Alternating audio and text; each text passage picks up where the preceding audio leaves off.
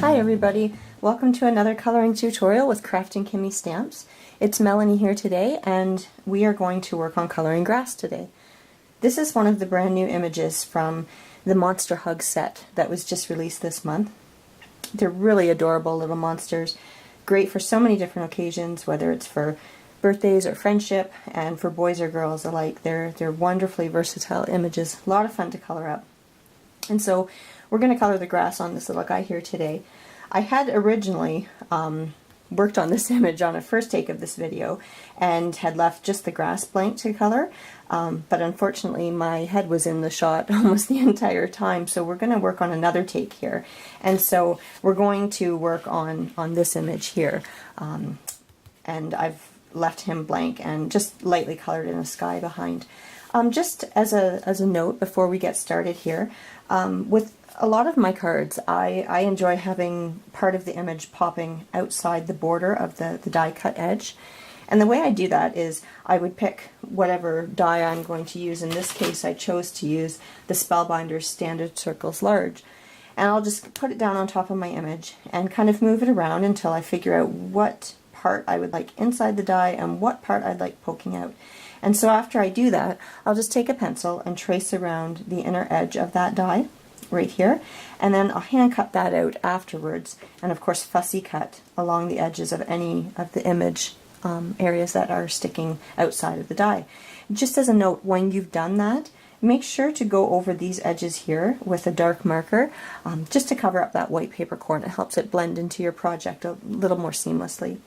The nice thing about doing this too is that you can actually get 3 cuts from every die, and it's a tighter mat than, say, jumping up right to the next size die in the set. So if you trace around this side, the inner edge, you'll be hand cutting that out, and then you can choose a color stock that coordinates with your, a color of cardstock that coordinates with your finished project, and run it through your machine, and that will of course use the actual cutting edge here in the middle on the die. And then you can choose another color and trace around the outer edge of the die and hand cut that out as well. Now your cuts may not be quite as clean as had you run it through the machine, but you can always distress it or ink around it and conceal that in a variety of different ways. So I'm going to move these papers out of the way.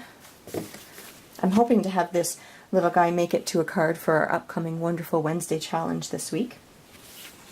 And so here you can see I've got listed some colors that I had planned to use. I did have to make a couple of adjustments, only because a couple of my markers went a little dry on me and they're not going to work for doing the video. So grass, really, though, you can pick. You don't want them all to be perfectly uniform. And as you can see here, I'm actually with these ones starting beyond the edge of that die cut, or the area that I traced along the die cut edge, just because that way you can get a nice clean line, and you're going to cut it anyway, so it doesn't matter if you color it side the lines.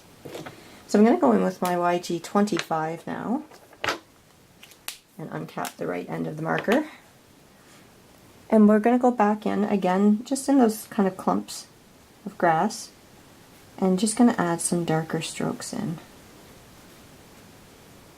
And it's a gradual process, so you're just going to, keep building up.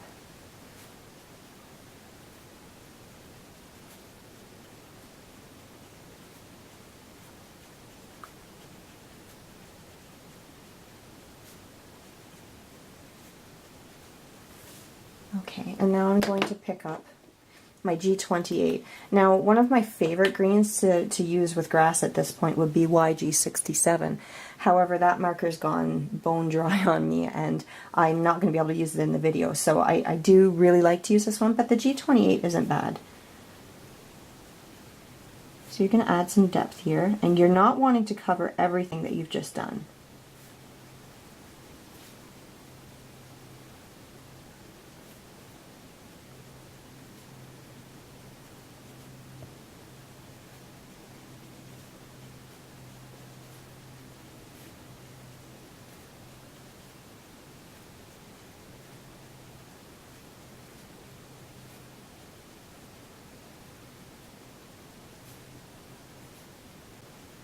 And up over the tree trunk.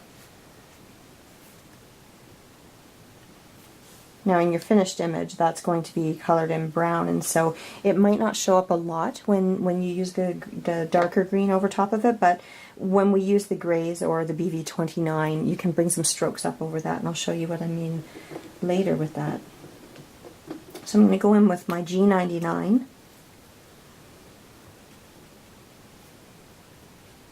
And again, you don't want to cover everything that you've done already. Still leaving lots of white area because we are going to go in and just slightly blend out these blades of grass.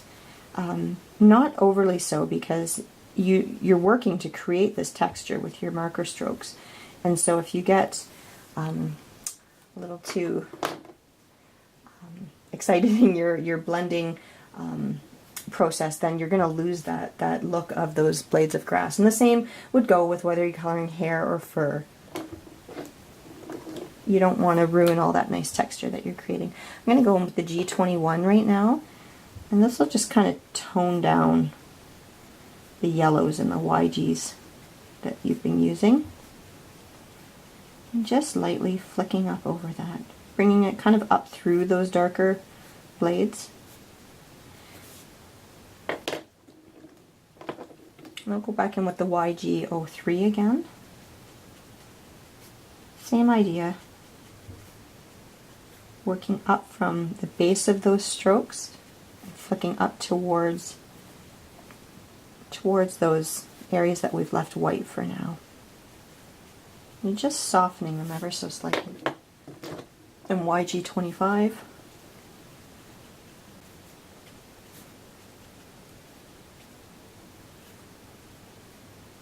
Trying really hard to keep my head out of the shot. When I color, I tend to have my face almost right over top of my image. And so working for a video is a little challenging for me because I keep wanting to get my head down there so that I can see what I'm doing. And I would be able to see what I'm doing, but you certainly wouldn't be able to, and it wouldn't make for a very interesting video. Okay, so let's go back in with the G28 again.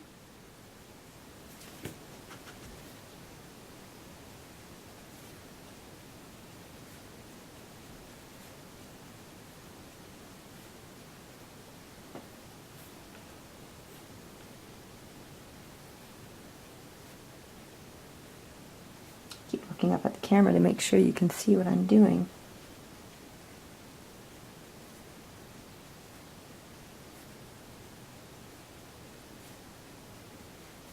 Okay, and YG25.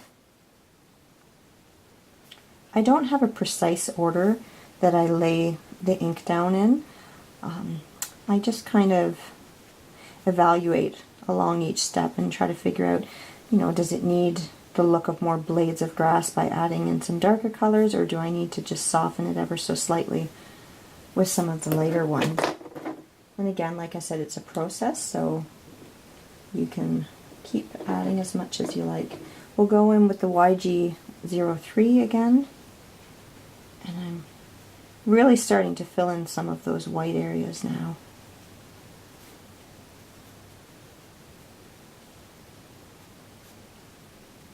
Not completely.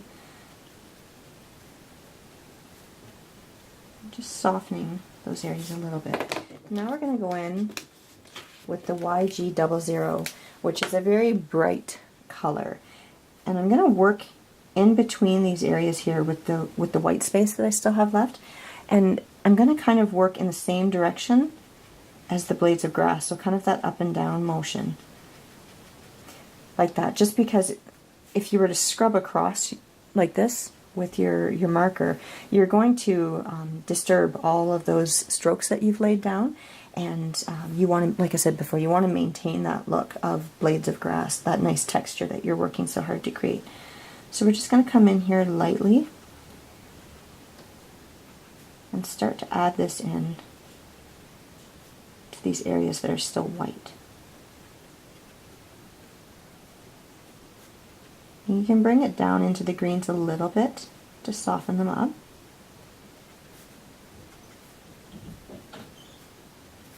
Okay, I'm going to reach for my YG03 again, and from the bottom up, work into that YG00 again.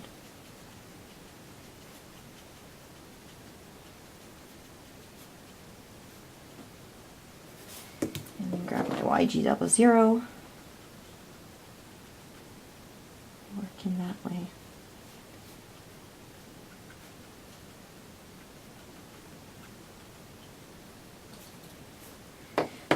And the YG25.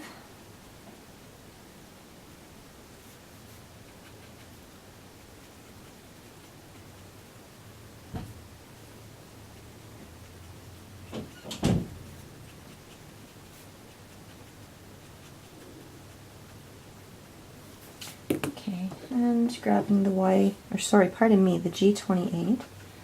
I'm just kind of scribbling off a little bit because I know I've maybe picked some of the other greens up on the nib of that marker, and I just want to make sure that it's going to lay down kind of the pure G28 rather than one that's kind of been almost not tip to tip blended, but like I said, if you've picked up some of the other colors on there, it's not going to be quite as accurate. So I just like to sometimes give a little stroke or two on the side of the image to clean that nib up.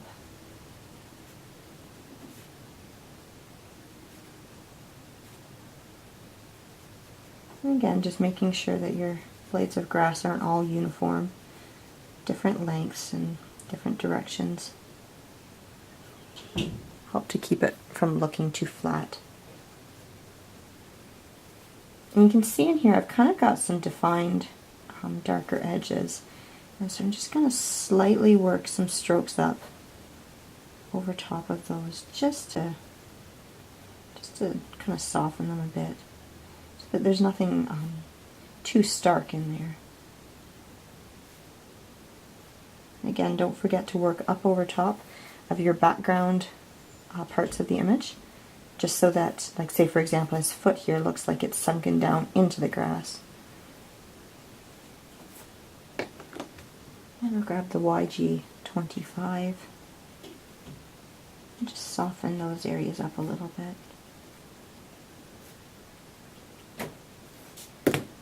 And the G99.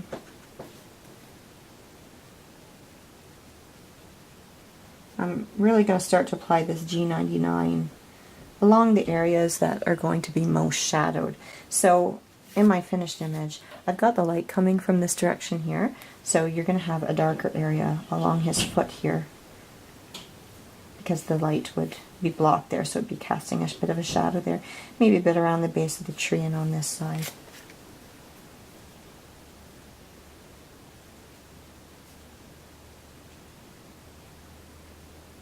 Again, see, I hold my marker quite close to the tip.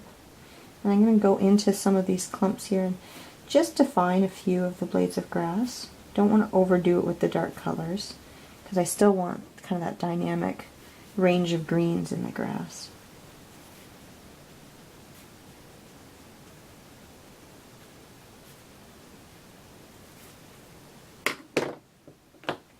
I'll go in with my YG25 a little bit, just lightly, and YG03.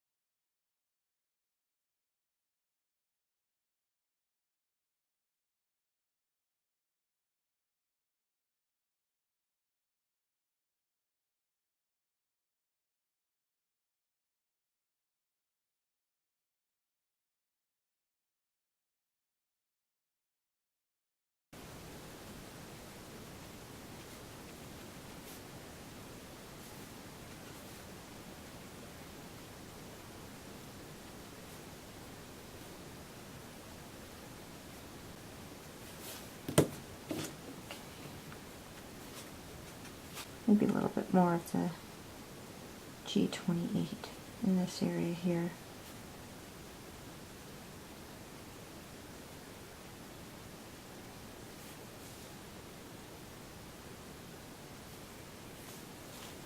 I do want to be careful because I can tell that my paper is starting to get rather saturated with ink at this point, and so I can feel a few areas that are starting to get just a little bit tacky,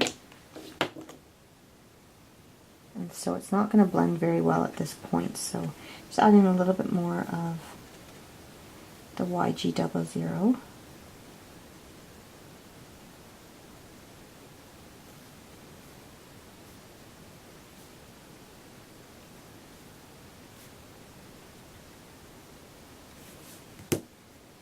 Okay, and so at this point, you can add in some of these darker colors. I've got C9 here. Typically I would use a C7. The C9 is a little dark. However, my C7 is dry. So just a little bit in with the C7, pardon me, the C9, just to deepen these areas of shadow a little bit and define a few more blades of grass.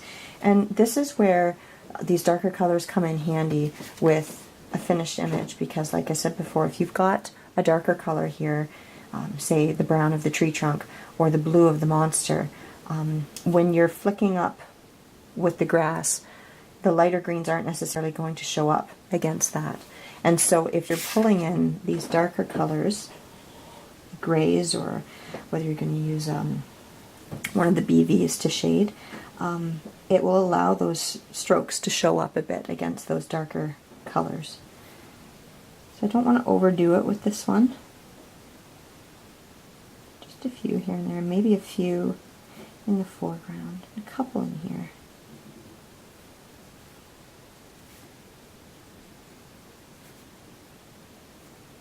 But really kind of reserving these darker colors for your shadows. You could come in as well with the BV29, which is a really nice dark blue violet. I really like adding this one into all sorts of things from hair to clothing. It's a really nice way to make those deep shadows really pop, especially if you're playing them off next to a highlight. Okay, we're almost done here. I think I'm just going to grab my YG03 once more. Just blend it and soften it a little bit.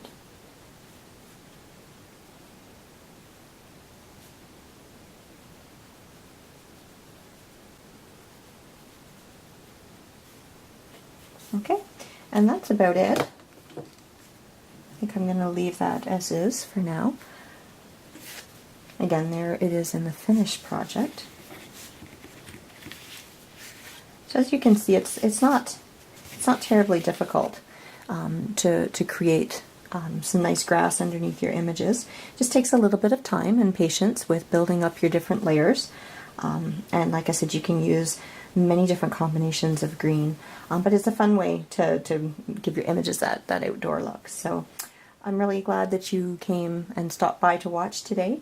Again, this is from the new Monster Hug set that we were just released this month. And also, just wanting to remind you to keep tuned into the Kraftin Kimmie Stamps blog and also at our YouTube channel here. Every Monday we post a new tutorial. It may be a picture tutorial on the blog or a video tutorial here on the YouTube channel with lots of great tips and tricks that the crafty girls have learnt along their way. And if you have some time, maybe take a look through our previous videos that have been posted. I'm sure there's lots of inspiration there to be found. So again, thank you so much for watching. Take care and see you next time. Bye.